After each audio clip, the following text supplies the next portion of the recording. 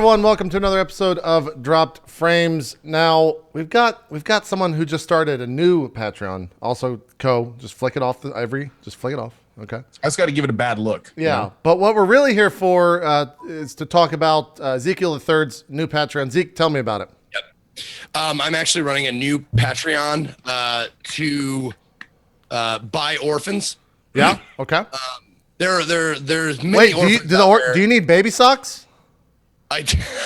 Well, if they're free, are they free? No. Man, I get a big stipend from the government, but it's not enough.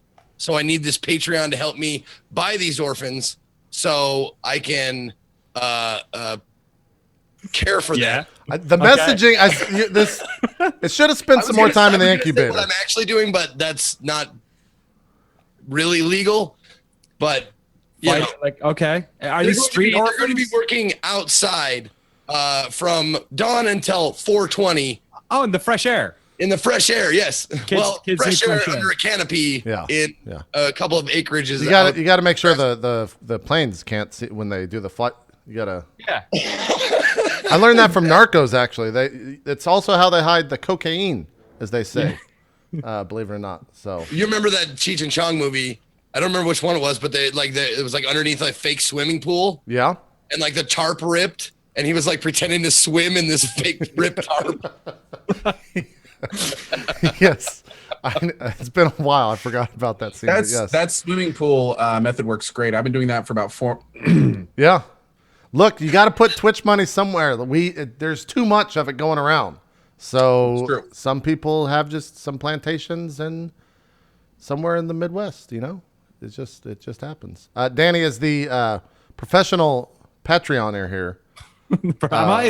Is that really what it is? It's professional. I mean, I think that's your title now. I think on your hobbyist. your hobbyist Patreon. Your business card should say professional Patreonist. Patreon patronizer. Yeah. The first thing about becoming a Patreoner is how the fuck do you pronounce? How do you pronounce it? Because I have about 5 different ways. It's Patreon. Because pay and patronage. That's the word, right? Because I used to call it Patreon, and then I realized that whenever I'd say it, people would like kind of go like grimace a little bit, and at least that's not the way most people say it. I'm pretty sure it's like Patriot with Eon. Yeah. Patreon. Patronage. Now my brain knows that and understands that somewhat. Right. I still somehow say the word 4 to 5 different ways. I'll say Patreon. I'll say Patron. I'll say Patron. I'll say Patreon, which is the correct way. Patreon or no. Now I'm all fucked up. Now I can't even say it the original way. Patron. Yeah, I believe it is Patrione. Yeah, it's kind of Italian, so you have to kind of up the E. Yeah, that'd be good. If you're speaking to one of the people who work at Patreon, of course, it being based in Florence, you need to they like it when you say it that way. Yeah, I felt so bad when I got on a call with those guys multiple times because I started the call off like, yeah, hi, it's nice to talk to you. I'm just gonna butcher your company's name this entire call, and I just want you to be okay with that up front and not be offended in any way. And they're like, oh yeah, no, okay, no problem. And dude, you're talking to the Irish guy who lives in Oakland, which means that like every second word out of my fucking mouth, people think I'm pronouncing wrong. So don't worry about it. That's true. You're good. Yeah, but I'm just an idiot. You're just Irish, you know. No, that's the great thing. I'm also an idiot. People just assume it's the Irish part. Okay. That's why it's like a fucking blank check. I love it. Gotcha. Yeah. Understood. Guys, it's been a week already. It's only Wednesday, and it feels like it's been 2 weeks since the last episode. At least for me. How's it going for you, Zeke and Co? Why does it feel so long for you? What were you doing? Well, Sir Scoots got here Monday, and then we decided to just rent a shit ton of equipment that. We opened a box that had like $37,000 in cameras, and then we were just kind of like, all right, Scoots, you're going to handle all that shit because I don't want to break it. And he's like, yeah, no, of course. You're not allowed to touch any of this. I was like, all right. And then I kind of just played WoW most nights while he set up the entire thing. So it's been kind of hard for me, but I'll make it through. I'm here to talk about it on the show. It's a process, you know. It's a process. Yeah. When is that all going to be put into use? Well, thanks to the patrons over at patreon.com/roleplay. It'll be No, here you, on. you fucked up the name of your show. Shut the fuck up, Danny. I can mute you. I have that power. You're muted. No, I muted Co. Shit, that was just like that was by accident. Clearly, Shit. you aren't responsible enough for that power. It was just the trick. You triggered me, and I just thought that I had to mute Co for whatever reason. Yeah. No, so, I can just hear your agent or your manager like in the background going like, "No, this is the brand. You're fucking up the name of the brand. It's role play, you idiot." Exactly. No, it's this Saturday at 1:00 Eastern. So people are flying in. role play. More like y'all pay. That's true. They did pay for it Oh, I'm in gonna spades. cry. In spades. You know. I'll be over here. But I guess we should. Danny, you launched a Patreon yourself this week, and that's why you're here. Did. Also, I just Is that why I'm here? I just thought we could hang out. Well, I mean, after you've talked about it on 2 podcasts, you're probably tired of talking about it. You know what I'm saying, Danny? You were the first one that I booked on. You were the first one because you care beyond the Thought promo and the hype. we broke bread together. Pronunciation of Patreon. Danny, we broke bread together. That was the Beautiful best bread. fucking meal. That's the best meal I've had in 2016. That was a pretty good fucking meal. That was I don't unbelievable. remember the name of that. It was just, I think it was just called Texas. I don't know. Like, we were in Anaheim, California, in the business district that had no right being there in this fucking weird building. We walked in, and I think we took a portal to like somewhere in Texas. It was good. And then my ass expunged the portal of Texas hours later. Yeah. Like the size of Texas. It was. I ate way too much. It was delicious. We ate a lot of food. Yeah. We got those popovers. Is that a popovers? Yeah. I think that's what it was.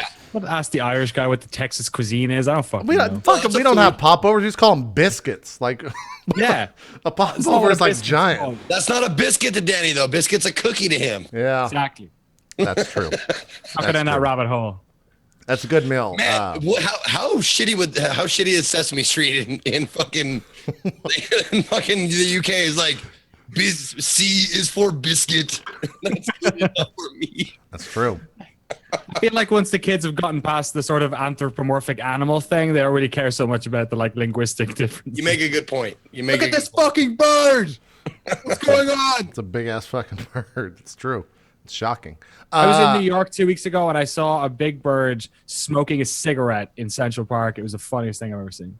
All these kids were like looking over like Sesame Street's been rough, man. It's just it doesn't get the viewership that it does that it used to, you know. So it's all your guys' fault. yeah, we put Sesame Street out of business. Now you have people like Zeke talking to the children of the world, you know, trying to get them in their from the orphanages and stuff like that. It's fucking Get them up. working. It is actually kind of you're actually not joking around when you say that. Yeah, kids just watch YouTubers these days. That's actually 100. As someone who is dating someone with a child, they actually just watch YouTube the entire fucking day. And when you try to take the iPad away from them, they don't have a good time dealing with that at all. Well, have you guys noticed like during conventions and stuff, like when there's meet and greets, you see YouTubers and the people who are there to meet and greet them and like get their autographs and stuff are drastically younger than Twitch streamers. Oh yeah. Like by a big margin. Man, yeah. VidCon was such an eye-opening experience. The first one I went to this year, and like I'd never been at a conference before where I could see over the top of like everyone. Dude, that was so. I'm right there with you, man. That was a weird event for me, especially because every time I've been at the Hilton in Anaheim, it's been for a BlizzCon or an MLG or it's something of like, I guess, of an older audience, and to walk in that convention center and see like makeup booths and all of this shit that I'm just like, what the fuck is going on? And then you see Markiplier walk by and like 1,000 little people chasing after him screaming, and you're like, oh god, this is a weird amusement park. Like, what the fuck is happening right now? There was a Kia dance stage where they had like a Kia Ceed and then this like DJ dressed up in like Kia branding. Yeah. And all of these 14-year-old girls jumping up and down. And I was thinking, how many, like, are you just like incepting these kids early? So like in 10 years time when they're buying their first fucking car, it's like they're 14-year-old girls. Yeah. Why is Kia advertising to them? It's weird. I saw it actually last week during PAX West. There was the PewDiePie and Revel Mode, I think is his MCN, and it was like him and Jacksepticeye and Markiplier and Dodger and all these other huge fucking YouTubers that I have never fucking heard of and have no idea what they do were on this panel. And the chat, as someone who lives and breathes on Twitch, was unlike any other chat I've ever seen because it was a bunch of like 14-year-olds like, I'm so not happy with PewDiePie right now and how he's talking. And like just saying shit like that. I'm like, what the, what? No, you call him a fucking asshole. You don't say you're not happy with him. What are you doing, chat? I was so confused by that. And I wish I could have documented the chat. I guess you can go watch the VODs unless they were deleted on PAX to really understand that world. But we're old, guys. Know it. Yeah, we're old. I don't want to know. No. So when is your documentary coming about 14-year-olds and how they watch and ingest YouTube? Danny, what's that? The personal... Oh, that started... Well, how's your documentary about 14-year-olds? Yeah. Let's just get this clear about like now half your audience think that my Patreon is about some weird shit. Like, dude, my funniest thing before I started the Roleplay Patreon was like, I'm sure you did the same thing where you go and look at like other successful Patreons and see what they're doing and kind of what tiers are working for them. And then you stumble upon the, and I don't think it's there anymore, but it was like the adult cartoon furry Patreon that was getting like 20,000 a month or something like that. They had a falling out and it's split. It's split into two separate Patreons. Oh, is it gone? Well, the main Patreon is gone. And I think like you're saying, they split. Yeah. Yeah. So now is it like Adult Animal Convention Cat Edition and Adult Animal Convention Dog Edition? The other thing they do though, and I did some research. All right. The other thing that these people made was like video game porn. They would take like popular video game characters and make like CGI porn with them. And I was Have you fallen down the Overwatch who hasn't, Danny? Let's talk about Overwatch porn here on Twitch. I have What's that? What is it? It's done in like Steam Movie Maker, right? I don't know. I think that it's like there's a level of craftsmanship in that which I like have to respect. Like whoever these people are, like I don't necessarily need to see Tracer with a penis, but like I really appreciate that. But I mean, Widowmaker with a giant penis. I'm kind of like. You can say turned on, JP. It's okay. No judge. I was so confused, Zeke, and I wanted to talk about it here live on air and really work through it all. Confusion, yeah, and then it becomes acceptance. Okay, all right. And then it becomes pride. You're proud of it. Yep. It's so Cap of pride. Like, if you watch enough of it, is that like the 4 stages of sexual exploration? Is maybe. That like I don't know. That's Zeke's second Patreon, which he'll be launching next week on the show. Yeah. He works people through that process. My God. I have an appropriate bone right now. What were you gonna say, Danny? If you watch enough, what? I don't know. It's gone. I was about to say if you watch enough Overwatch porn, it starts to like you forget which is part of the extended fiction. It starts to like they've only put out like 4 trailers, right? So you're kind of like, I remember that part. Yeah, when they met with the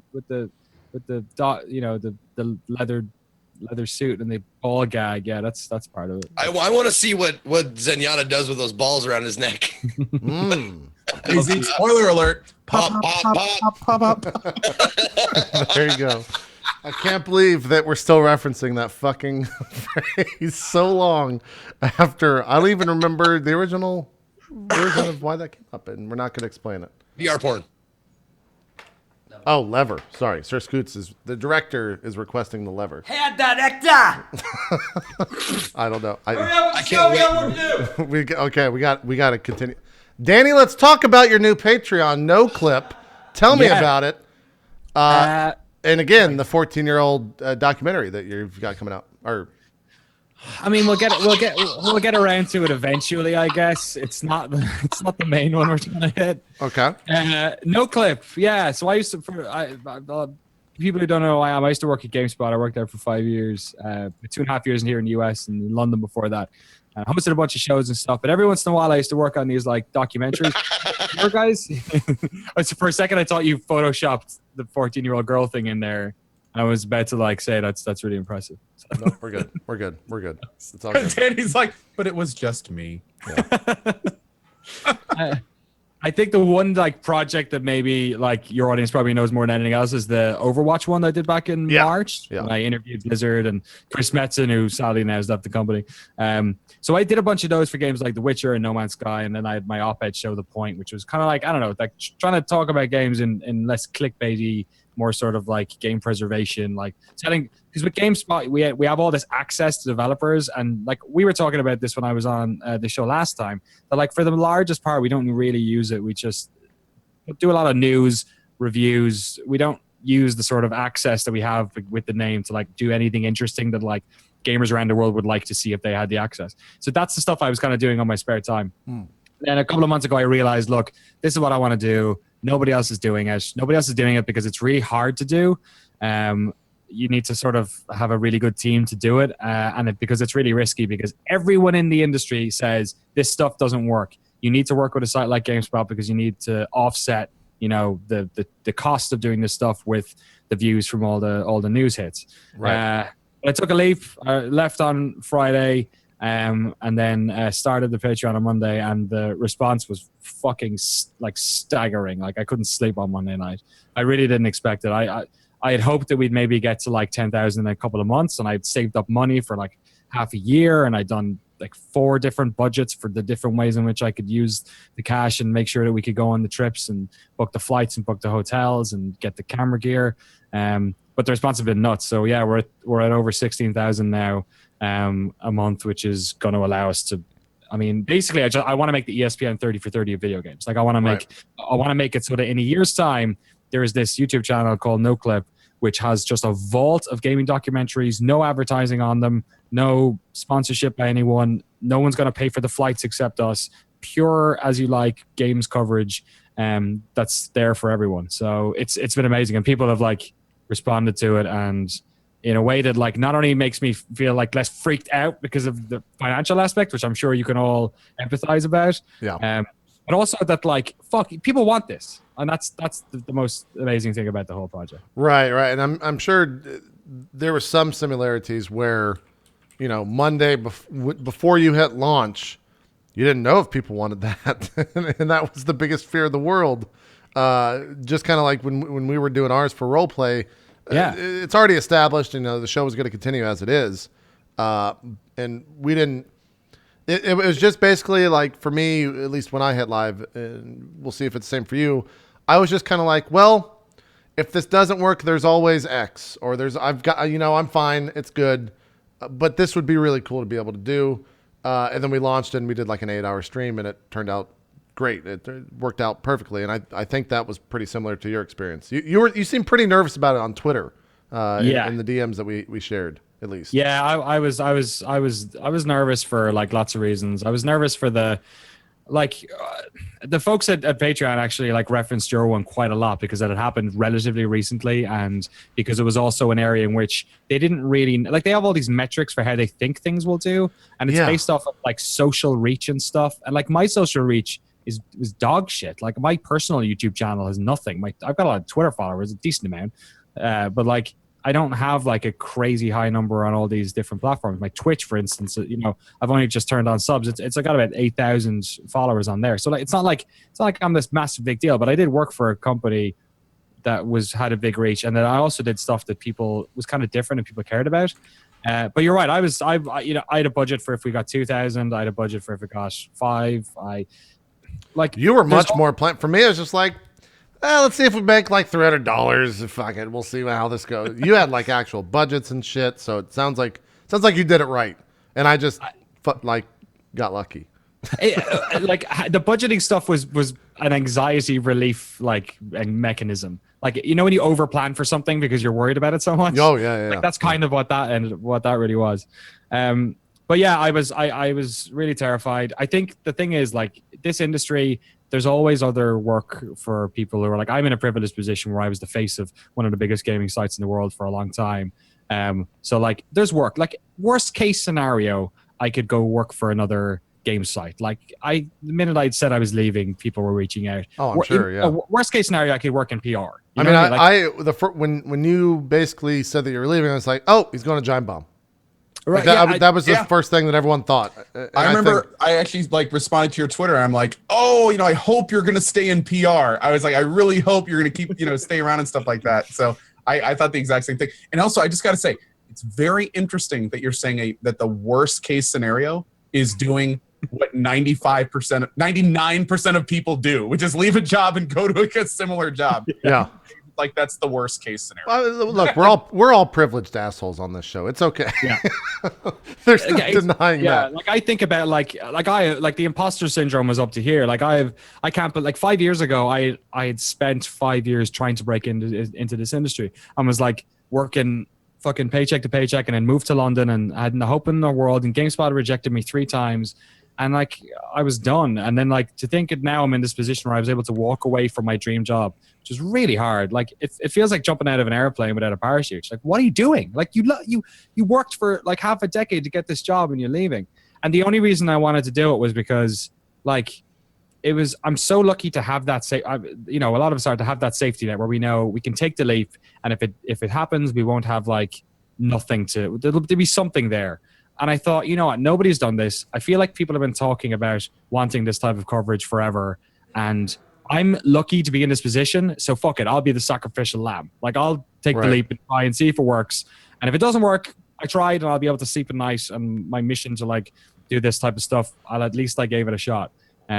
But yeah, it's incredible to be on the other side of this and be emailing developers, and they're all like, "Yeah, let's do it." Like, it's nuts. It's like I'm still waiting. I said before I joined GameSpot and before I got to work with Giant Bomb, who were like my professional heroes, that like I'm still waiting to like wake up from the coma, because this is basically the life that I would have dreamt myself, and I did dream about for years when I was trying to break in. So thank you so much to everyone who's contributed and everyone who's been like signal boosting and everything. You guys, it's been nuts, and I'm gonna work my fucking ass off to make sure these documentaries are amazing. I vote just pay someone to do it all. That's what I've done. I mean, you get enough money and you're just like, yeah, Scoots, you wanna rent? How much you wanna rent? That's okay. You blew the budget by like $6,000, but it's okay. It's okay. Well, also like you give somebody money to do it. It's. I mean, you're giving someone money to do something they want to do, like their dream. It's like, oh no, don't get me wrong. We had all this equipment over there on Monday when they delivered it all, and Scoots was literally a child on Christmas, walking over and like, what's this box? And it's this. I'm like, Scott, that's a fucking slide with like a thing on the end so it moves. It's like, actually, I mean, that's pretty cool. I'm pretty excited about that too, but you need to calm the fuck down, Scott. Like he was super excited. Ko, I cut you off. What were we going to say? You good? I don't even remember. Okay, Zeke, you made a lot of faces there during all that, so let's talk about it. I made a face during your shit because like someone put it in chat, and that's like it's exactly how like a lot of people I'm sure view you. Oh. It's like your biography is like following upward the life of JP. Just like, oh look, no, I was gonna make an analogy like Danny sit there and he was like gonna breach this house. He's got all of his soldiers in the right position. JP walks, just kicks down the door, and he's like, "Oh, fucking! I shot everybody in the fucking head right between the eyes on accident. Wow, look at me." Anyway, what I was gonna say, one of my mods asked me a question to ask you. He said, if you think of it, ask Danny today if there was a plan for debuting his documentaries. Does he have a website plan, or is there a chance of communicating with Twitch to perhaps have him debut his future projects? That would be awesome, dude. To like debut it live on Twitch. I don't know how you're. Yeah, what's your answer? I'd totally be into that. Like a live showing. That's a really cool idea.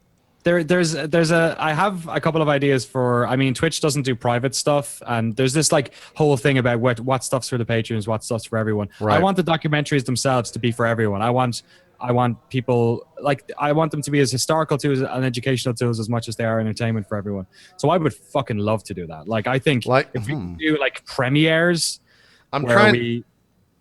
because as far as I'm concerned, once they're on YouTube, people can have them. Like, do what you want, download them, do what you want. Like, will you have one done in 16 days?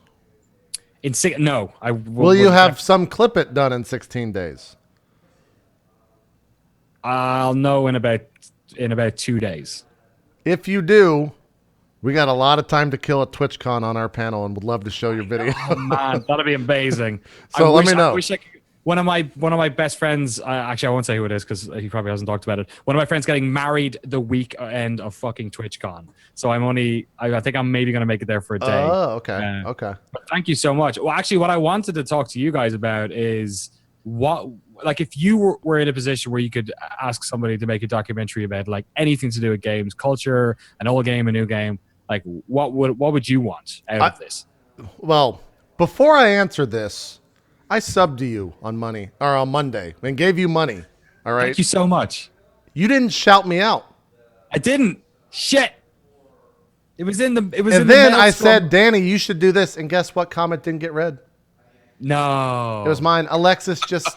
Oh yeah, let's just keep scrolling on there. Let's just. Did you tell me what it was, dude? I told you that exact answer. Yeah. I intentionally did not look at the list for 2 days because I didn't like.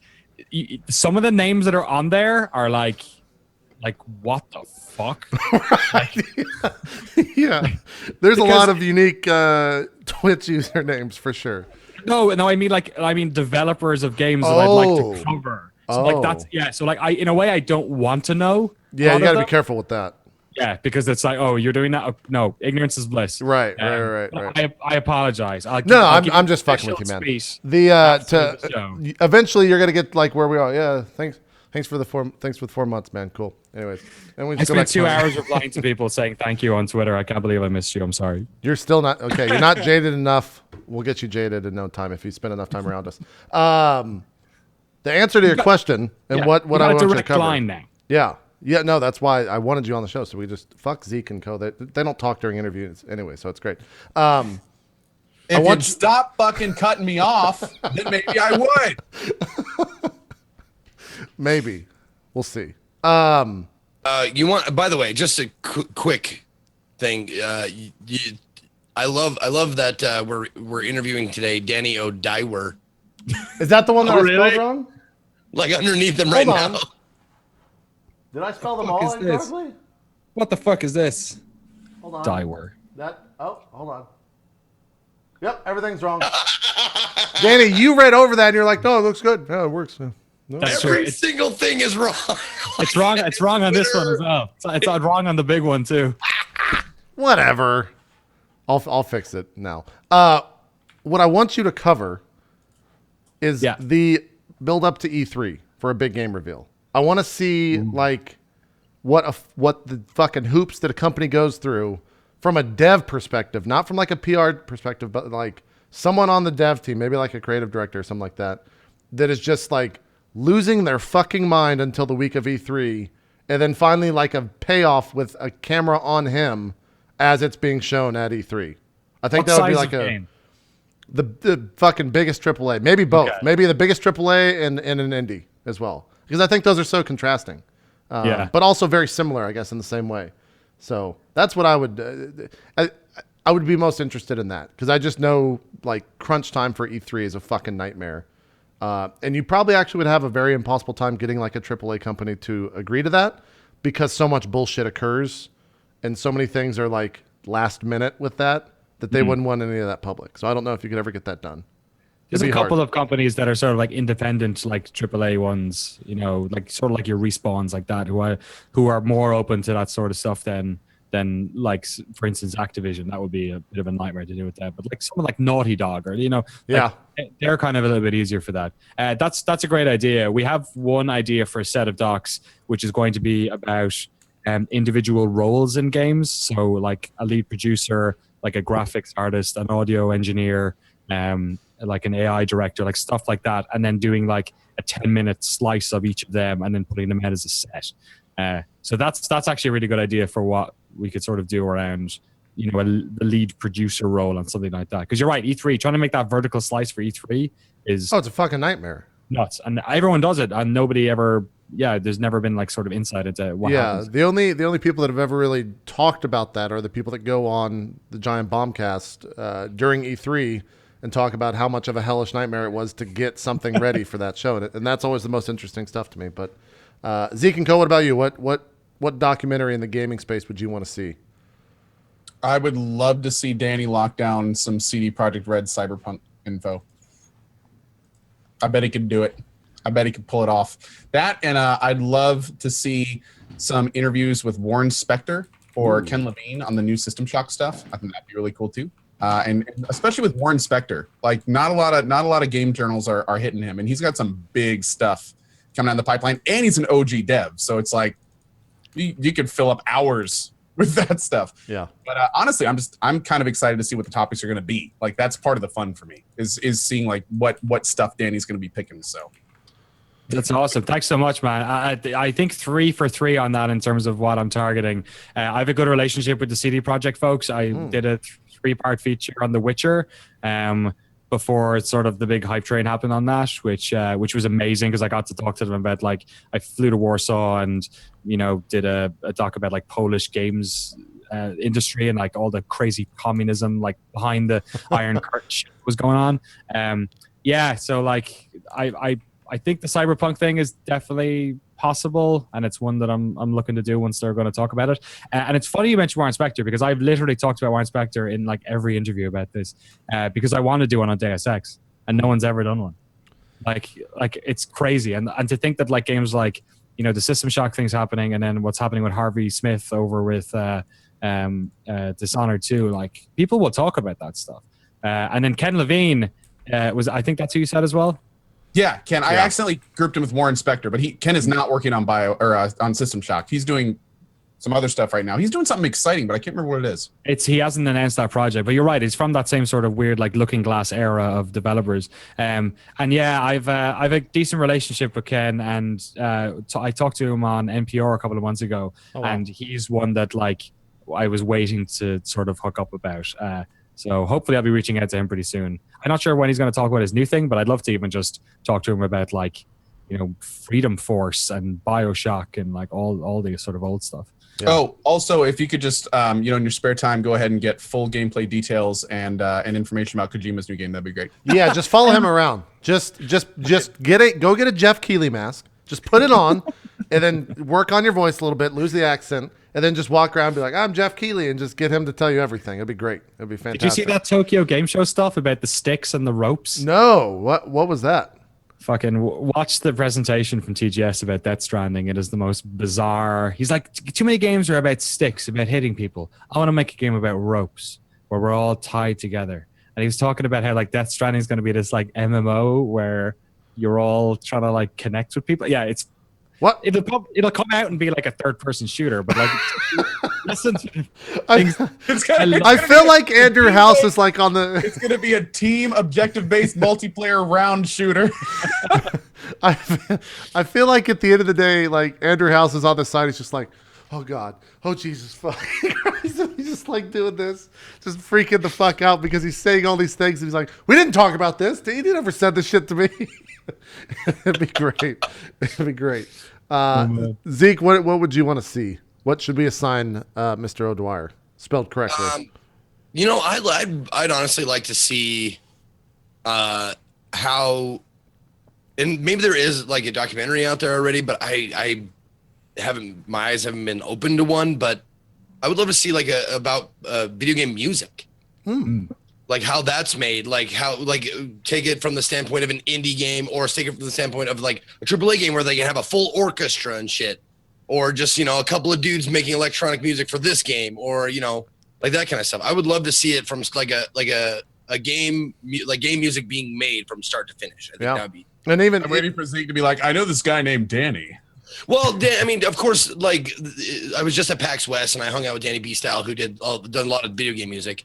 And I met a lot of like video game music makers, but I thought to myself, like, I've never seen them actually make the music. I've heard them talk about it all the time, but I've never seen them like look at it like a scene in a video game and then get their thought process about how, like, okay, it looks like this is kind of the feel of the scene and yada, yada, yada.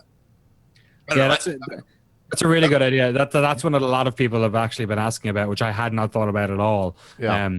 I'd love to like talk to some of. It's interesting. You're right, because like there's games like Hotline Miami, which are like there's a mixture of like music that was made for the game, but there's also quite a lot of just like good music that's out there that they sort of licensed.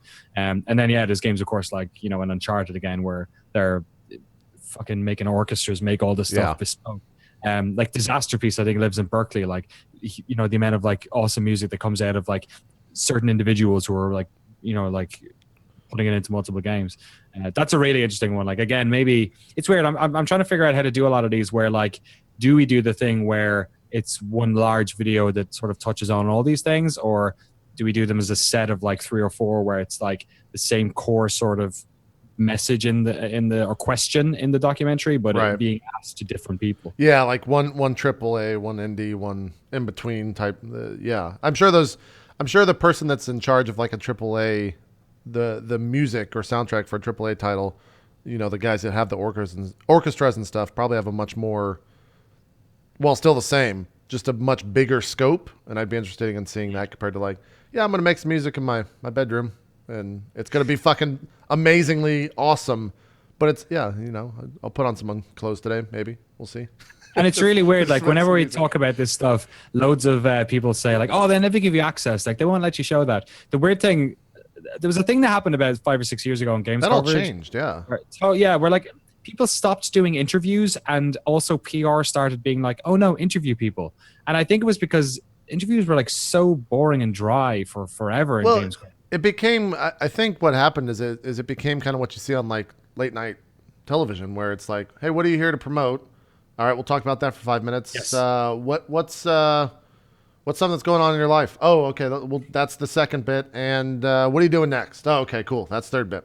And that's all it was. Like that's how the interviews went for the longest time in Games Press. And then I feel like, you know, not to toot their horn too much, but I felt like Giant Bomb basically was like, fuck that, and they just went their own route, and it kind of changed everything for the better for the most part. Of course, other people were involved in that as well, but yeah, I think you're definitely right. I also think that, you know, Well, I mean, having done like lots of that stuff for Twitch, Yeah, I yeah. completely understand, and it's a tough thing to do when people, you know, are there for that specific reason. They like come on the stage, they're there to promote their game. Like, there's a lot of other, like, you know, like how we act here, like when we, you know, what we could talk about what the fuck ever we want, yeah, kind of a thing. Like, you have to be like in the confines of what they are there to do. Right. It sucks. Like, if I was like, you know, there would be many different odd, awkward questions coming out of my mouth. but they're also changing that as well. Like, I think that the smart PR teams for the bigger organizations are more willing to jump on something like this and just shoot the shit. But while their lawyers are freaking the fuck out, you know, watching the stream or whatever, but you're going to get more just positive reaction to that if you are open like that. And I think that people are starting to jump into that as well from the AAA point of view, as well as just filming their own documentaries and just making their own or getting someone to make something about them as a way to show off their game. Like, people are going that route as well, which is cool to see. Like, that's really cool to see. It's not just like, hey, what's this game about? Oh, it's you're doing another FPS. Yeah, that's cool. What's the unique thing in your FPS? Like, I've seen those interviews a billion fucking times, and sometimes you have to ask those questions because they won't allow you to ask anything else, right? So it's Totally. kinda like, I mean, Zeke's totally right. Like, the hardest interviews that I have done are on the E3 stage every year. And it's not because people are like difficult. It's because they've been doing them all day, and they're coming to a stage show. And it's a totally different vibe when like you're sitting on a Twitch stage and there's like a lights and a couch and there's people just get in a certain mindset. And what's really interesting about like going to somebody's workplace and sitting them down at their desk, and like, we only ever have like one camera by design, and we don't like, I try not to bring lights if we can help it. Like, we make it as normal as possible and then hopefully get people to open up. I mean, that's what happened with the Kaplan and Metzen stuff, is that we just turned up and just shot the shit. Like, I talked to Metzen for, I think it was 2 hours, him and Kaplan. Nice. Like, we only used like 10 minutes, but like, you spend the first 20 minutes just like shooting the shit, and then eventually it starts to happen. But yeah, Zeke's totally right. Like, the problem maybe was perhaps that for the longest time, games coverage has been that type of like stage situation, and it's not the most comfortable way to have like a real conversation. Sure. Yeah, I agree. Another thing that would be cool is during like E3, if they have an interview room like a lot of these companies have, just set your camera up in the corner and then just get a number in the bottom left and count how many times they get asked the same question over like the course of a 12-hour period. Because it's probably, like you said, it's probably the same fucking thing a billion. It's like movie tours that for actors, they get asked like, so what was it like to work with this director? A billion Dream come fucking true. times. Yeah. Dream come true. Been waiting my whole life to do this. It's been great. Yeah, exactly. The questions I used to always ask in my first couple of years at E3 when I'd panic were, tell me about the multiplayer. What platforms is it coming out on? And what else have you seen at E3? Man, you're just banging on all the ones that were just like fallback position. Right? Well, like I'm sure you've been in the position. You've been in the position where you're like, this game or this thing that we're talking about is not something I'm into at all. So I'm gonna have to make up shit, and I'm gonna like. So, what else have you been doing here at Yeah. It's like you get the triple whammy of somebody who hasn't got a game that's not very good, who's also talking through a translator because they've come from overseas, who also is like not actually working on the game, but is like, you know, either somebody who's like way too specific, like the person who wrote the music, or somebody who's like working in marketing. And it's like, the PR person. I hate it when the PR person's there. He's like, because you can't ask him the other ideas, like, where'd you get the idea for this? Yeah. And, you know, like the creative aspect question. Like, I've got caught in that position before. I'm like, so where'd you get the idea for this main character? It's like, that's actually him. He's not here right now, but I can guess. Like, I was in a room once and he said he likes cowboys. You know? Exactly. I think that's where that character is inspired. He's got a hat, so and it's kind of cowboyish, maybe. I think he smokes weed.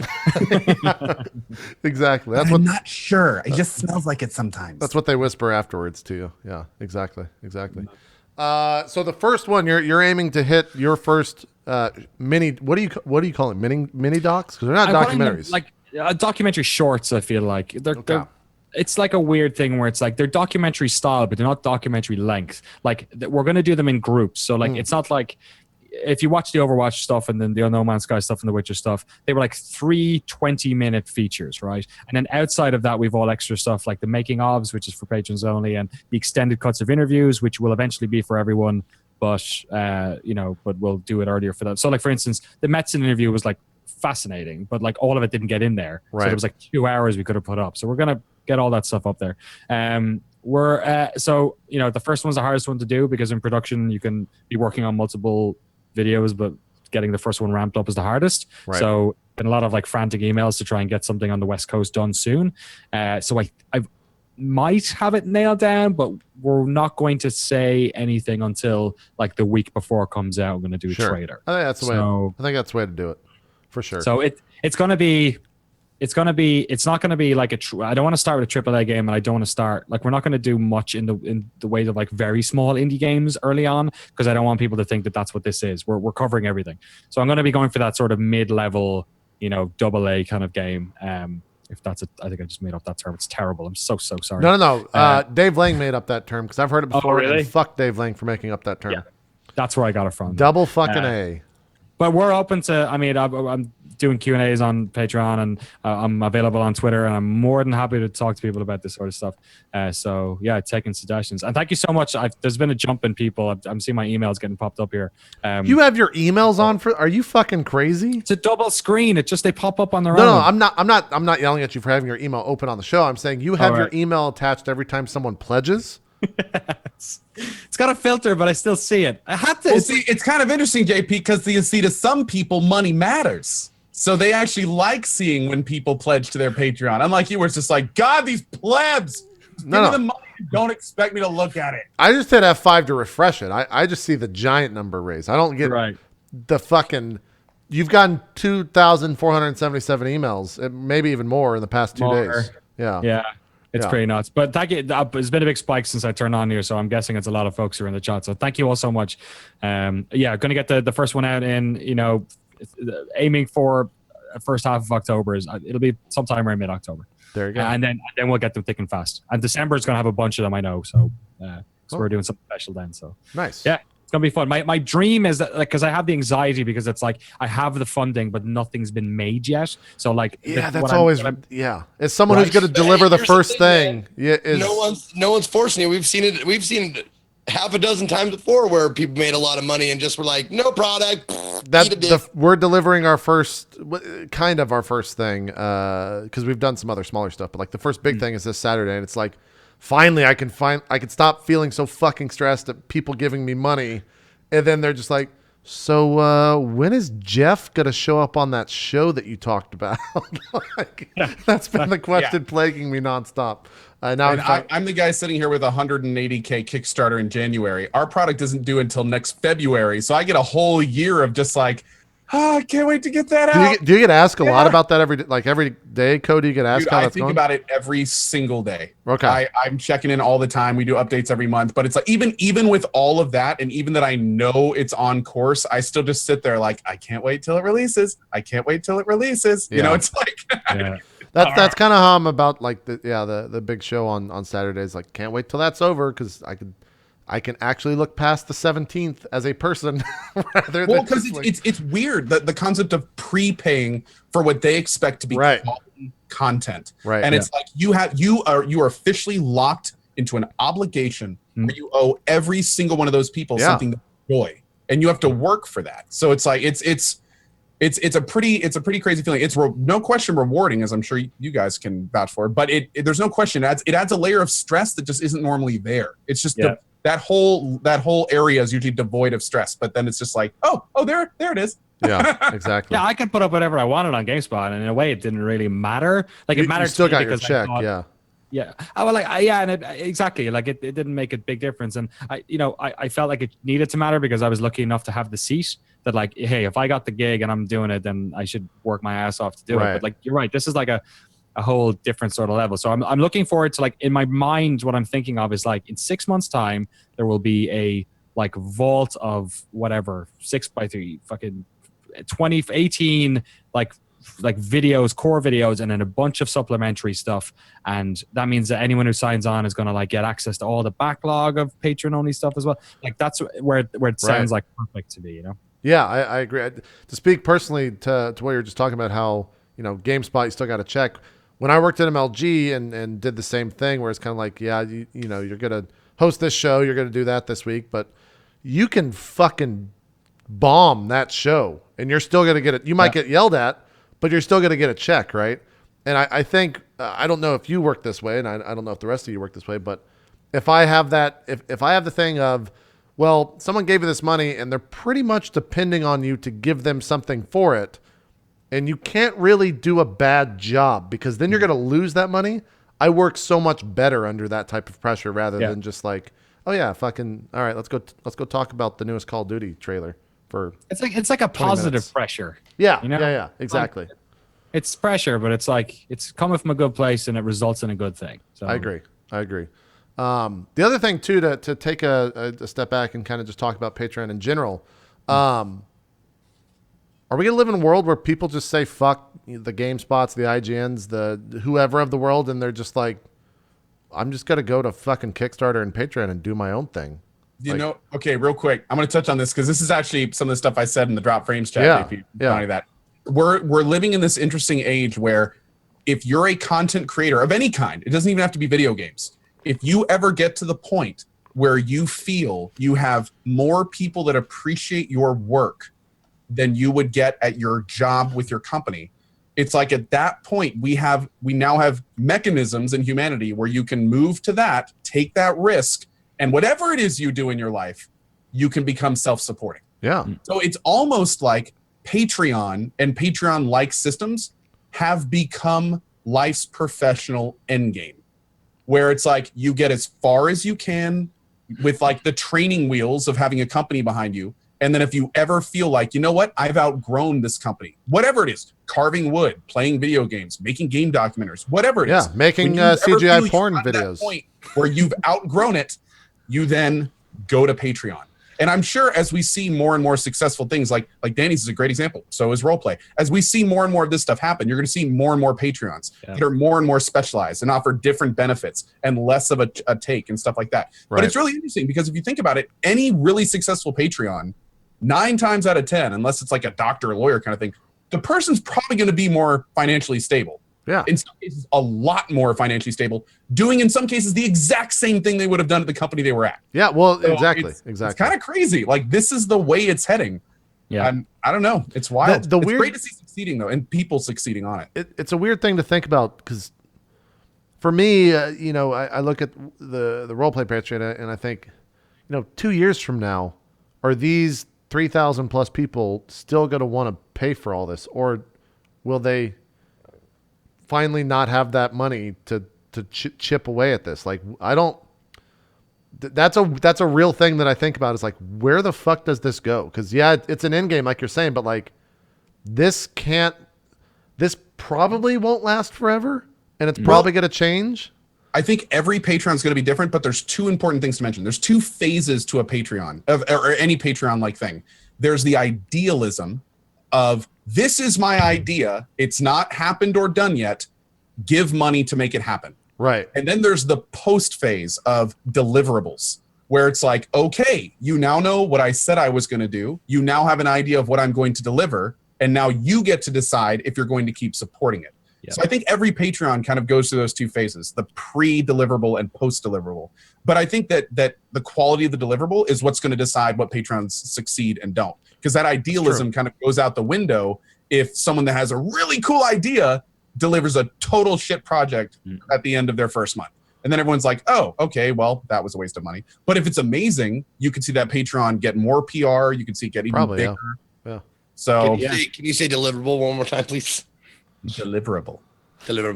Co's gone full business guy. Business. I think he's like totally spot on. Like I had this weird feeling before that I was like, I came into the games press in this sort of I don't know, like in the middle of two wonderful things that were happening, because I was kind of post the games press being really big and like GameSpot and IGN's heyday, and I was kind of like pre-YouTube. So I was kind of in this like weird, and I felt like, oh man, my timing was totally off.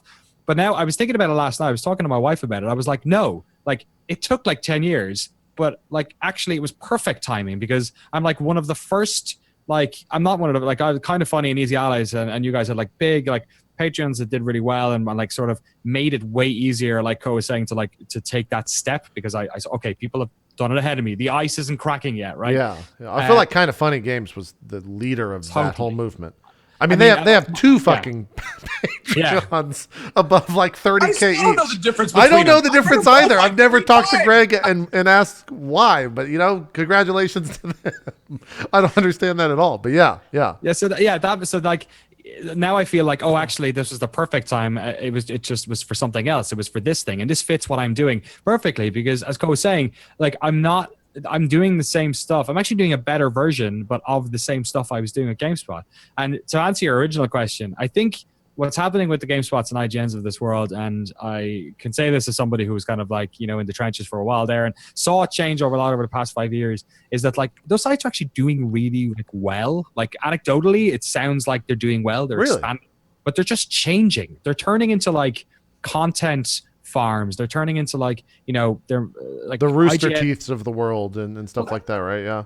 Like IGN has like apparently is like a large like Snapchat team, which apparently like does really well and makes the money because they sell advertising against Snapchat. Facebook video is really big. So what's happening is they're sort of pulling away from what the traditional games press used to be and becoming more like, just big sites with huge SEO and that get like mass advertising on, loads of news that gets put out there and news video and whatnot. So they're not the sites that we were when we were growing up. So I think what's happening is like they're servicing news. Like when you type into Google weird Kojima Norman Reedus game and then like GameSpot and IGN come up, that's cool.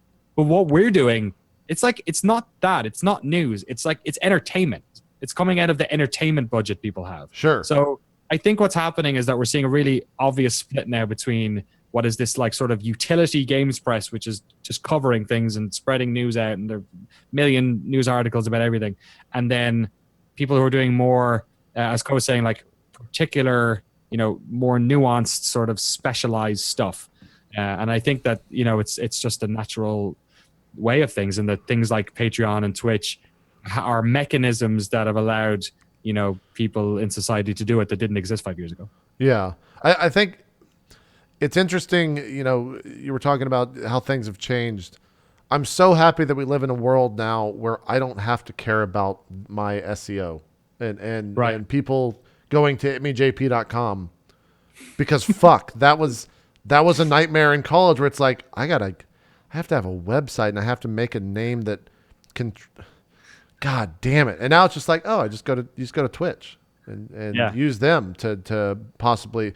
Granted, Twitch's discovery is dog shit, but it's growing and it's getting better. It's a lot better compared to like the entirety of the internet, so that's good. But yeah, like I found GameSpot the first time because I typed videogames.com into my browser. Right. Yeah. They'll hold that domain till the end of time, probably. It actually redirects to Giant Bomb now. Really? Yeah. Okay. Giant Bomb's in the domain game they've got a lot of fuck. Do they still own what's the Russian? Oh, gamebomb.ru. Gamebomb.ru. Yeah, that's a Russian website that is basically has been copying Giant Bomb for 5 years. Their logo, their site database, it's all like the same. And they've got a G2A thing right on the front. Guys that hacked the DNC, right? I'm pretty Yeah, okay. I think that's it. Yeah. Yeah. Well, they have the Tornado Energy Russian drink on the front page with G2A slapped right next to it. Wow. That is literally Giant Bomb. It's so funny to see that shit. It's good stuff. But yeah, like to jump back to the original question, like, do you think for the people that are watching this right now that are in college or high school and they want to be in this industry and maybe not able to make it as a full-time streamer in that sense because there's so few that can, but anyone can well, not anyone, but people can aspire to work at a GameSpot or an IGN or do stuff that we're doing. Like anyone can record or anything like that. What do you say to those people? Go do that and go to school for that and hope you get lucky and then you can go from there? Or like I don't know what to say to people anymore that are like, I want to be a content creator, and I'm like, well, there's about 1 billion different ways you can do that, and I don't know what's going to work for you. I remember like thinking it was impossible 5 years ago and thinking like everyone wants this job, but it's so much harder now than it was. It was such an easier time comparatively. I mean, I'm sure it's the same as all you guys like get asked this question a hell of a lot. And in a weird way, you think that it's more easy to get maybe into the games press. And in my head, as somebody in the games press, I always thought maybe it was easier to do what your guys are doing, but they're equally as difficult, I imagine. I mean, look, if you're not making stuff that you're enjoying, then it's not worth it. So the one thing I always say to people is, like, pragmatically, if you're trying to get into this type of work, practice your arse off is number one. Do the work, figure out stuff, come up against problems, be it like learning how to use software or finding your voice. Just keep doing it and figure that stuff out. 2, get it online. Anything you make, if you write something, put it on a blog. If you make video, put it on YouTube. Get it out there, start building that audience, but also use that audience as like feedback. And then 3, get that stuff. That number 2 thing is your portfolio. Get that in front of people who can hire you. Find out who production managers are in game site. Don't be weird. Don't like hassle them too much, but like try and, show them that you're interested and show them that you make a good base of work. Ask them, what's it missing, and then work on that as well. And then like the most important thing though, above all that stuff, is make sure you're really enjoying doing it, because I worked for 5 years on a website that I built called Citizen Game, which actually has recently just gone down after operating for 7 years. I loved that. I loved working with my buddies. I loved doing our podcast. Only 100, a couple of 100 people listened to it. Nobody read our reviews, a couple of 100 again, but we loved it. And I loved those 5 years of doing that stuff. And yes, it was part of it was a mission to try and get the job, but don't have it just be the mission. Don't let the job be how you decide to spend your time making this stuff. Make what you love. Make videos about what you like, write about what you like, so that even if you don't, which is a very good chance that you don't break into the industry. I mean, I ended up being the face of GameSpot for 5 years, and they rejected me 3 times. And I only got the job when I was moving to the Middle East. In like 4 weeks later, I had to cancel and move to the other side of the world. Like, you can be good at this stuff and you still can't get a chance. So just make sure you enjoy it in the moment, so that when you decide to do something else, maybe that it was fun. And in terms of the education thing, sorry, I know I'm rambling, Irish. In terms of the education thing, that's good. Don't worry about it. Feel free to ramble on, please. Yeah. This is 3 hours of rambling. Yeah, that's less talking we got to do, man. Why the fuck do you think we invited you? They see us every week. They want to hear you. So go ahead.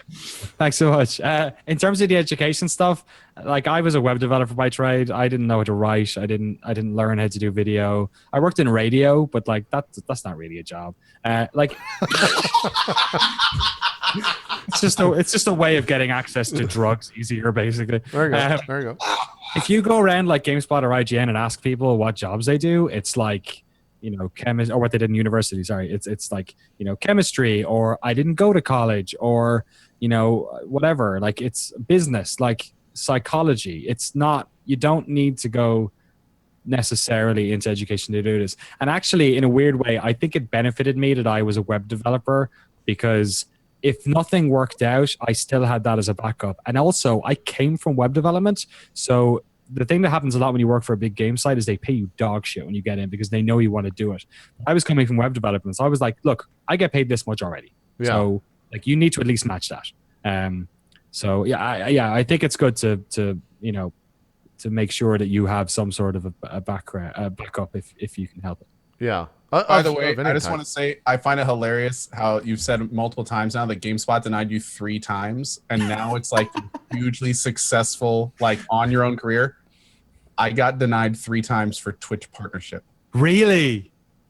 3 times over the course of 4 months of applying. And the last time I even met Rex, but they were just like, you're doing good, but you're not doing great. Yeah. And I was like, okay. Yeah.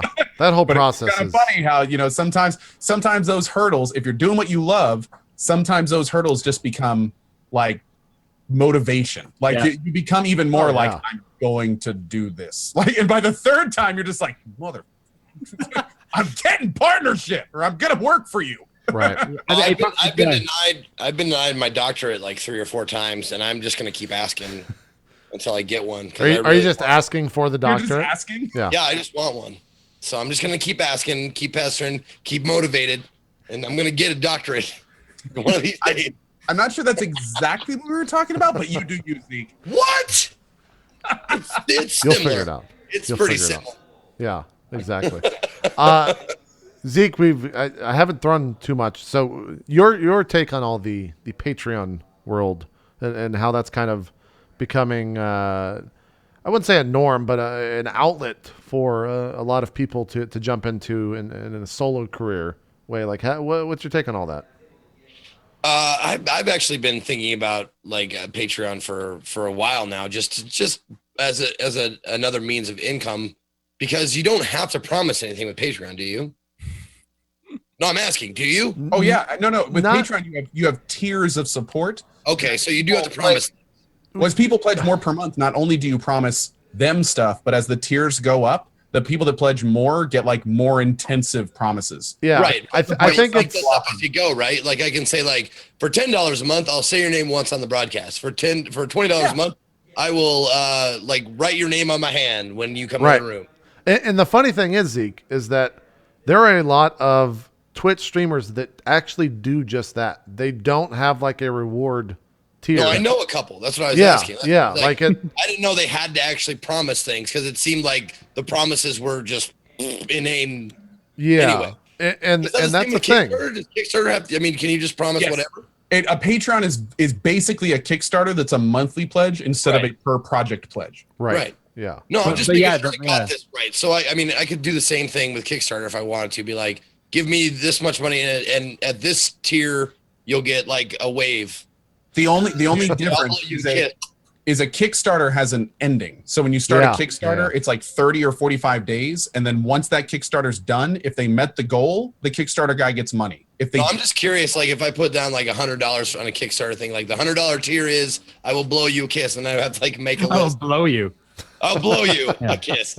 And then now that's $1,000 backers. I will blow you for $1,000. There you go. I have no shame, and I love money. I think Kickstarter are pretty like rigid about that. You have to have like, I don't think it's a product, but I think it's tangible. Like tangible. Whereas a Patreon, I don't know for sure. I feel like the rewards and the goals that I put on, I feel like you could not put any on. Jim Sterling doesn't have any rewards as far as I know. Yeah, so like, I mean, it's because the mentality with Kickstarter is you're paying for like, you're like not investing, but you're trying to kickstart a product. But the wording they use on Patreon is more that like you are giving like a tip to this person to try and make their dreams come true, and the rewards are just like itty bitty things that you get. Right. I mean, I'm basically using mine as a subscription model. Like the rewards in mine are like kind of like things that are going to take money and time. But yeah, like Jim's, for instance. Yeah, like I mean, that's his right there. He doesn't even have goals. Escapist and yeah. So there's a lot of different ways to use it for sure. And the cool thing, and I don't know, Danny, how much you've spoken to them, but as a company, it seems like those guys are just getting started in the sense of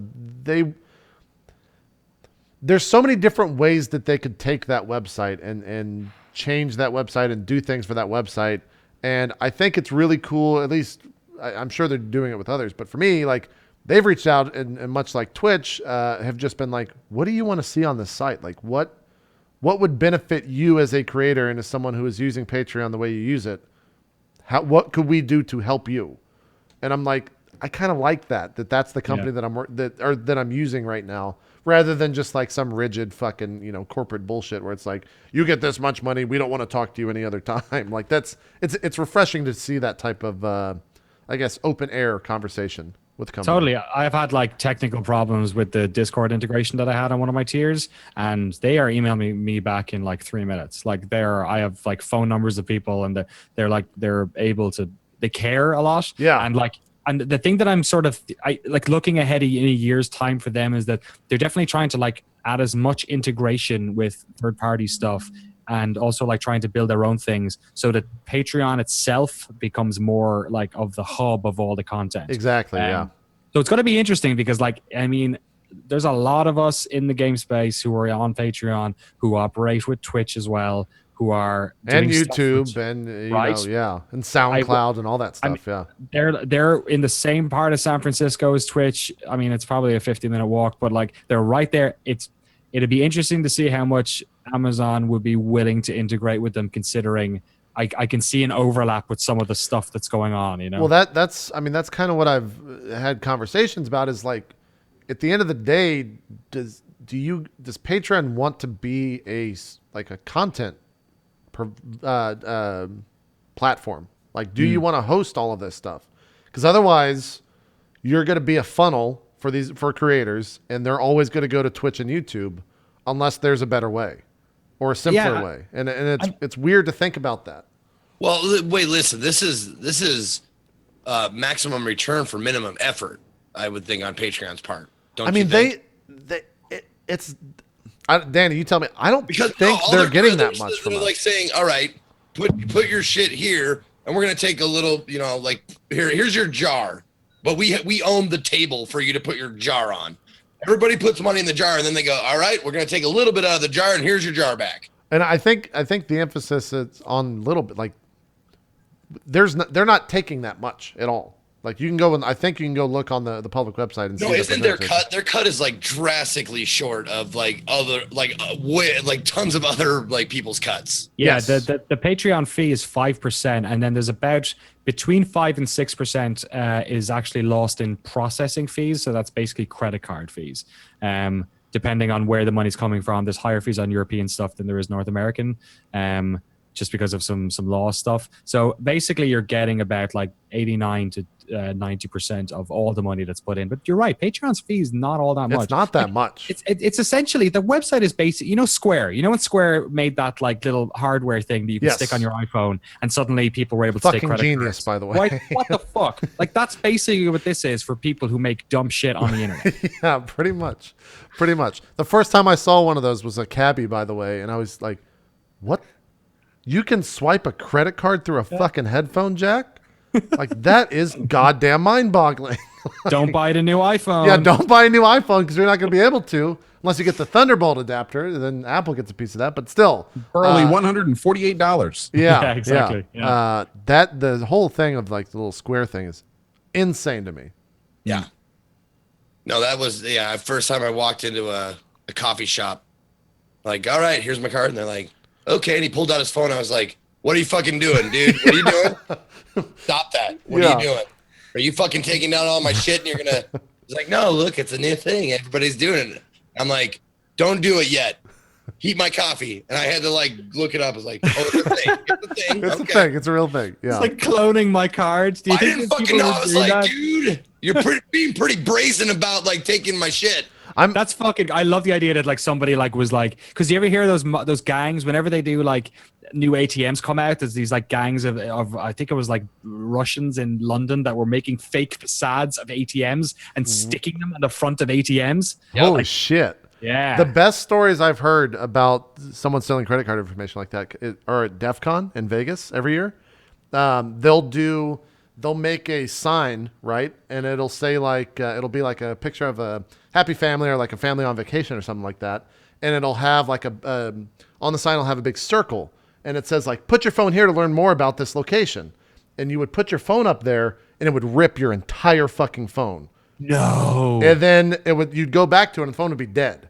And and people at DEF CON would sit there, have people do this. And then the second it would happen, the good guys, the white hats will walk up to him and be like, hey, we just ripped all your fucking data, you idiot. Don't do that. Don't ever do that again. That's amazing. If this happens. But the fucked up thing what's your service provider? Verizon? Okay, 3 blocks to the left. Yeah. You're gonna need your phone. Yeah, the fucked up part of that is there's probably people that don't go and do that just fucking rip data from phones all day long.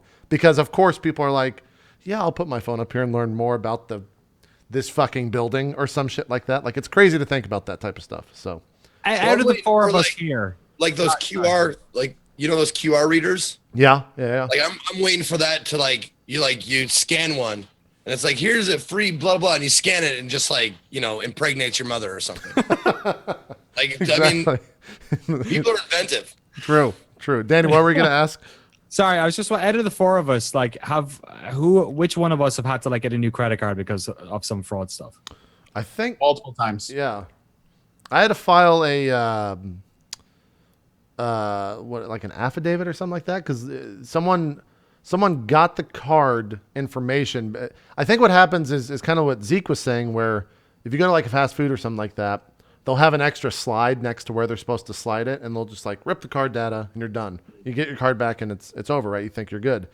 And then what happened is the next day there were gas station stops in a circle around the area where I lived, where they had basically gone and tried to get money out of the account at each one because they all have maximums.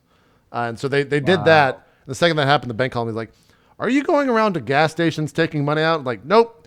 All right. And then I had to like basically sign something that said, yeah, I'm not actually lying about this. I'm not a criminal, blah, blah, blah. And then you got your money back and shit. But yeah, it's a nightmare with that type of stuff for sure. It's and like it's 75% of the group here. Like this shit happens all the time. Oh Like, yeah, people it's need super to be common.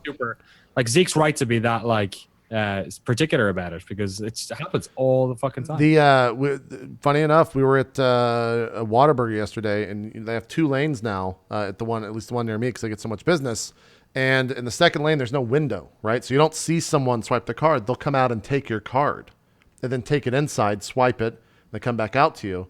And now, yesterday, they've got little iPads that they bring to your car, and they swipe it right in front of you. I'm like, good. I like that. I don't want you taking my fucking card inside so that I lose it for 10 minutes, because who knows where that card's going to go, right? So, there's an interesting thing on Patreon, actually. Whenever you put your bank details in, if you update your bank details, they put a hold on it for 5 days and email you. Yeah, I like it's great because all anyone would need to do is do a keylog or find out my Patreon access, and then suddenly they've got basically all the funding I had. Yeah. Wait, exactly. what do I need to do? Let me write that down. Exactly. Yeah. Co's going to do it. He's going to hit it up. It's a big Patreon, just saying. That's true. That's Get true. Greg's, get Miller's. He's got like Get Miller's. yeah. Get Miller's. He probably is the same password on both accounts. Probably. He probably does. It makes sense. It makes sense. I'm just trying to see if anything else you guys want to touch on Patreon before we can just jump into a break and then talk about all the weird news that's happened or the delays that have happened. I want to let Danny lead our news because I think he's been through 2 newses on 2 podcasts this week. So he knows everything that's happened, whereas I just haven't been around a computer in 48 hours. So we're going to let Danny lead that. He'll lead the show when we get to the Get the guy who hasn't played a video game in like 3 weeks. No, we'll talk about all that. That's fine. I'm just talking about the news. I want to come back. I want to come back from the break and be like, "That's some squirrel, Diane." And now, Danny with the news. Exactly. 100%. 100%. Yeah, I guess we could just take a break. Patreon's a weird thing. I never thought I I see a lot of content creators that kind of like shun Patreon and make fun of the idea of a Patreon, but I feel like there's a right way to do it and a wrong way to do it. And I feel like the people that do it the wrong way aren't as successful as the people that do it the right way in that sense. I gotta say, man, I love the idea of Patreon. I think it's phenomenal. I think that it is what let me find the right word. Obscene, I think it's a good word, that Twitch has not implemented something similar. I agree. For its part. Or YouTube, anyone, any content. I gotta be website. honest. What the reason that I have not really even considered Patreon, and it works great for a lot of things, roleplay being one of them, because that's a lot of like not on Twitch stuff going on. But for me, I'm Twitch centric. Everything Sure. I do is on Twitch. So for me, like I want my Patreon benefits, my different ranks to have direct Twitch stuff. Like I want to be able to have like different icons for Patreon levels and cool sub icons and different badges and maybe, tied into sub alerts and tied into like that's what's preventing me from going to Patreon. I want a Twitch Patreon. Yeah. But it's crazy that they're locking people to a $5 when you could easily, like, people would be happy to pay slightly less or a lot more. now, granted, that would mean a fundamental rewrite of like Everything. 30% of what makes Twitch money. So Yeah. I'm sure that's why they're hesitant. But I really hope one day that Twitch does something like that. Well, oddly enough, they'll probably take 30% of what you're getting as well. So. Right. And here's something interesting to think about. Like there are companies, entire companies, that in some cases employ lots of people, like GameWisp, and their entire company is basically making money where Twitch is not developing features. Right. If Twitch did all this stuff, there wouldn't be a GameWisp. it's like that whole company is just feeding off Twitch not having this stuff. Yeah. Yeah, it's like WoW mods. It's like there's whole companies just making WoW mods for years. Well, that, no, like, Twitch bought those guys. They bought Did they Curse. actually? Yeah, they Oh, bought Curse. yeah, so yeah, Yeah. of course. Yeah. So they're a little late to the party, but WoW's making a big comeback. So they made the right move going ahead and buying Curse. Was there ever a public number for how much they paid for Curse? Do you guys know if that was ever? I don't remember think ever so. seeing a number.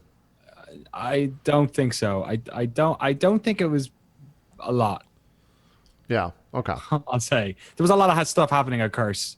I think in the Well, they years sold that off happened. the esports team Yeah, was sold the team off was a gone. while back ago, and so basically what you were buying is just the MMO champion and the Curse mod database for Minecraft and WoW and all that on the stuff. content.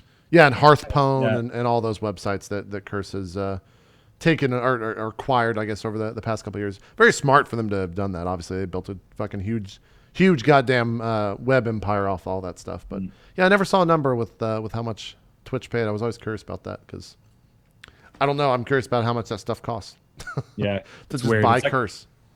It's a whole other like level of money that I don't understand. Oh yeah, for 100%. Yeah, that's the San Fran, the people that work Yeah. in San Fran that are on the CEO level that are just like, yeah, it's that's a cool billion. I much prefer living here in Oakland, and like I don't even have to commute there anymore. It's great. I can Oh, just into go- San. Oh, that's true. Yeah. Yeah, you don't have to go anywhere. You can just stay at home. What's it like staying at home all day now that you don't have Pretty to great. travel? It's pretty great. I got 2 cats. We just chill out. They go on naps, and I'm like, yeah, that's a good idea. I should go for one of those. Are you worried that you're going to become? That should be one of your Patreon things. Like at $1 tier, you can watch me take a nap With Yeah. my cats. with my cats. No, that's gonna cost you a little bit more. $3. Cats are $3. Well, he's already got. See, Danny was smart and started at $3. I started at $1 on mine. And I Right. feel like there's not much difference between $1 and $3 to people, in that sense. I think there's more of a difference between 3 and 5 than there is 1 and 3, even though ratio-wise, it's Yeah. actually like How much- way off. Only because I'm curious. Because I spent a good. How much time did you spend on like the pledge values? Like figuring out the goals and rewards. Like Yeah, and the number I guess acquired to them specifically. like probably over the course of about 2 months. Yeah. Yeah, I would imagine, I would imagine it'd be like super difficult to figure out well, what do I think I'm worth? What do I think this will cost me to do, and how much do I keep for myself? Yeah. Oh fuck, man! I couldn't even like. I'm glad. That makes me sort of glad that like most of the shit that I do is like pretty stock. Like I don't have to decide like, well, I should probably get paid $3,000 for that. I don't know. Yeah, I'll take yeah, exactly. totally. Yeah. That was the fear again. That was just the fear of being like, oh man, I need to make sure this works out. Especially because I don't know, like, fuck, man, these things take a lot of money to make. Like these documentaries are not. It's not like the trailer. If I was to add in like the motion graphics and the logo, which is like I'm going to be able to reuse, and like the shoot on the trailer and the music and all that sort of stuff, like probably paid out about $1,400 just for that trailer. So I mean, you don't want to spread that over the course. It'll be different for the documentaries because of flights and stuff. Right. But like that's a pretty expensive like 3 minutes. It's not really in terms of video, but like that's how much this stuff costs. You know what I mean? Yeah. It's not free. And I got deals on the motion graphics and I got deals on the camera ops. So yeah. Yeah, I like in your the trailer video that you put out. You put the price of the song playing. Yeah. $30 That was $30 for some fucking song that you found on some database somewhere, which is good. Yeah. God bless Audio Network. Yeah, there you go. Just quickly, like, have you had to call in a lot of favors? I was ready to. Not as many Okay. as So like I had that was going to happen if it didn't work out. I was paying people up front with my savings because I wanted to like start relationships well. And like my friends are super good and would definitely help me out if they needed to, or like invoice me late kind of thing. Okay, yeah. But thankfully I've actually been able to pay everyone immediately and all that. That IOU's for a car. You're gonna probably want. Exactly. Yeah. I'll give you $50 a week for like a year. How about that? There you go. Yeah. I was gonna ask. I'll ask you something off air because I don't know if that's kosher for a for a question to talk about on the show. But I do have a Now question I'm that I'll very ask you. interested. Yeah, and I guess we'll talk about it if it's okay talking about on the show because it's. Yeah. I don't know. I won't ask that. I'm an open book as long as it's not something that's going to land me in some sort of legal issue. Basically, I love talking about this stuff because it's such a fucking weird thing. Okay, I've thought of a way that I could phrase So, it. Danny, who you voting for this year? Yeah, I'm not a citizen. I can't You vote. can't you vote. can't vote. It's up to you guys. can't vote. It's up to us. Good So for who him. would you vote for and why if you were? I would have voted Sanders. I'm a big. I was lefty. totally kidding, by the way. You're walking into a trap. You are, yeah. Fucking. Just That's like $3,000 just lost. Actually, if you go refresh, it's don't fucking pull up people the are. Patreon. You don't Yeah. want to see it fall that fast. The Trump people are pulling out, man. You fucked up, man. Make Danny great again. Screw this guy. The question that I was gonna ask, and I found a way to ask it. Do you worry that with such a public number, when I say number, such a public monetary value attached to your name, that you will have people treat you differently because of that, or expect more in a monetary sense because of that? Because now they know you're a rock Because star. yeah, exactly. This is something I had a chat with my wife about last night because It's a very personal question, so feel free to send yeah, someone to but fuck off. it's relevant, right? Because like the number on like I've done Patreons in the past, I've done Kickstarters. Like the number that's associated with definitely sets my expectations. So it's something that I need to be like really aware of. It does. My wife was trying to remind me that okay, it's not like you got this much and then you have to make it for this much. It's that this amount of people want it to happen. Like it's that like your average is still the same. You know what I mean? Like if somebody chipped in $3, they're still expecting $3 of stuff back. They're not expecting $30 because it's inflated 10 times bigger than what you thought. But like I want people when they watch these documentaries, and it's difficult with video because video is expensive, but I want them to know that like that was made the best it could possibly be made. And I'm now in a situation where I'll be able to do that. So that's kind of my focus. I'm trying not to let it be too personal. I want people to, the anxiety will go down a bit once I've seen people's reactions to it. And I'm sure there's going to be people who are like, you promised it to be this. Like I've had people saying like, shoot it in 4K. And I'm like, shooting in 4K is like Yeah, what the jumps fuck? production cost up to here, but the cameras and storage and workflow and everything. Like Just upscale it. Look, they're gonna buy a PS4 Pro to get used to it. You know. it's not even in 4K. I'll shoot it in 2K. There you go. There you go. 4K at 9 frames per second. So I think like You can shoot it in special cave for all I care. Exactly. I think part of this as well was taking the training wheels off and being like, look, you're not gonna be Danny who's on GameSpot anymore. Like, I really want to, like, you know, I'd love to get this stuff bigger and bigger. I'd love to get it, you know, I'd love to work on stuff that's bigger and bigger. I'd love to work on other shows and television and all those types of things. Like, to me, it seems like this is an idea. It's going to grow. I don't know where it's going to go, but I just hope that like people are going to respect the work when it's done. So yeah, it is weird. It is when at a certain stage when it was going up too high, I was like, I'd be more comfortable if it slowed down. And then when it did slow down, I was like, actually, no, keep going. Because I was like thinking about all the equipment I could get if it went higher. No, there's definitely a high. It is one of the strangest experiences watching something like that grow over the course of 24 hours. That I think I'm glad that like that is something that someone else's experience. Because for me, it was the weirdest fucking thing, being on a show and just hitting. Oh God, there's 2,000 more there attached to that's. All right, that's a thing now. Like it's just a weird thing attached to that. The danger is then you don't change the idea because you can't like creative ideas can't scale like that. I mean, we see it with games all the fucking time. We see what happens when a game gets too much money and then it takes an extra year and they try and make it different. And like Shenmue 3 is going to be super interesting. Like I threw money at that just to be like I felt like I was throwing gas on the fire. Exactly. I think everyone threw money at that because it's trash money it's fire. just a trash pit. Yeah. Man, I think that was like the biggest trolling of a funding I've ever seen in my life. I feel like half the people were just doing that just for shits and giggles. But hey, sometimes you can get awesome swag, like my Mech Warrior BattleTech full jacket. Pretty cool. Nice. This is awesome. That's pretty good.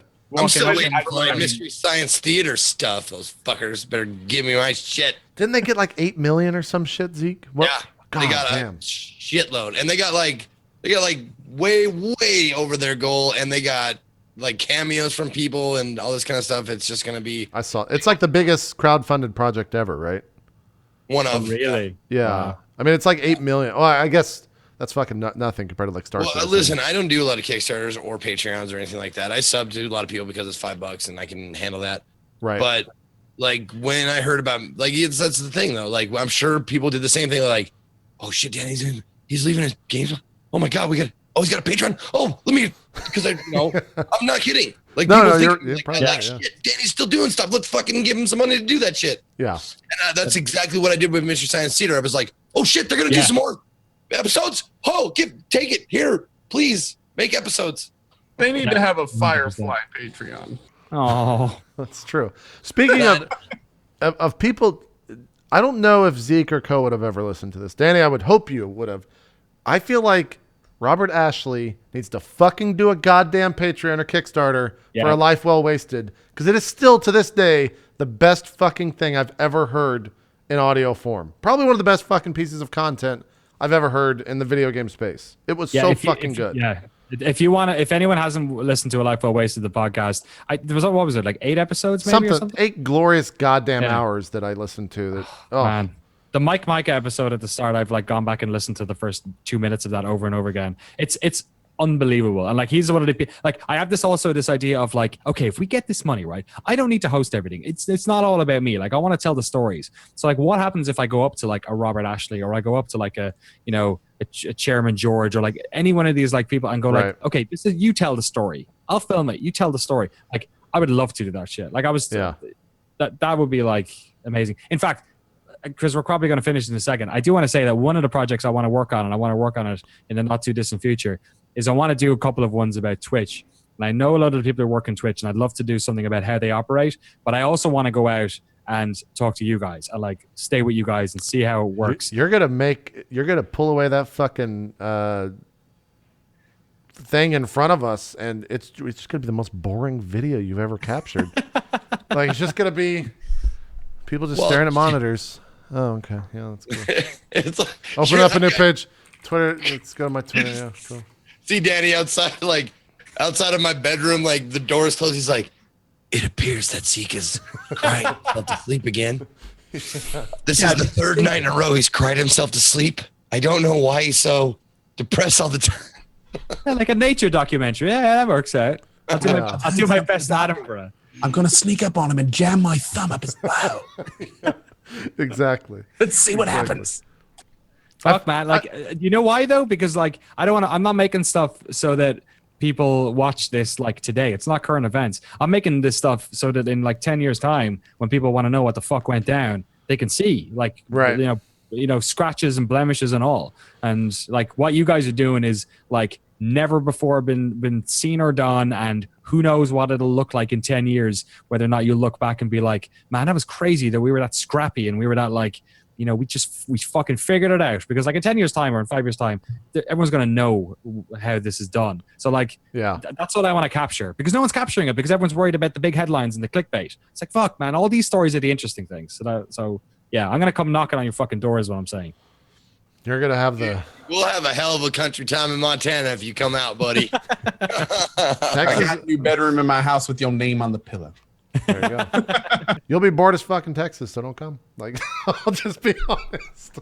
I'm just gonna sit at my computer and be like, hey, I'm just gonna open up WoW and do some. Got to stream in like 2 hours. Just go to World of Warcraft. Okay. Yeah, Yeah, like so I JP's house servant, Sir Scoots, is now cleaning the bathroom. Yep. Pretty good stuff. You can interview him. He's got the real dirt, if you know what I'm saying. I've already interviewed him. That's true. Yeah. Yeah. He's old news and old. So Who's that? I missed it. I can't say the name. So did everyone else. Oh, okay. He's next door to me. I can't say his name. He's right there. Oh, All right. okay. I can't say it. Yeah. I'm just waiting. Let's take a break. And we'll come back and talk about what we've been playing and also all the news and everything else. So don't go anywhere. More Drop Frames coming up right after this. We'll see you guys in just a bit.